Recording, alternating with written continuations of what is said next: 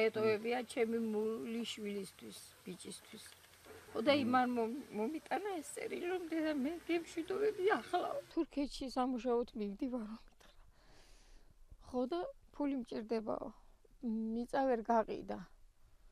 ხო და ამიტომ ფული მჭირდებაო, მითხრა და კარგიო, მე 1-10 დღის მერე დამიკავშირდა, როგორ ხარ, რატომ არ დამიკავშირდი მეთქი და ახლა ხომ დაგიკავშირდიო, კარგად ვარ, მუშაობ, მეთქი მუშაობ. ჩემი ბიჭიც იქ იყო, მასთან მეორე უფროსი.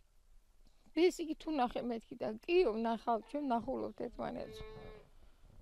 მეტი არაფერი არ ვიცი, მე გევიდა რამოდენიმე დღე და გებულობ, რომ მაგიო სირიაშია წასულიო. თვითონ ამბობდა მაგას, ღიად ამბობდა, რომ მე აქ მუსლიმანურ ქვეყანაში უნდა ვიცხოვრო.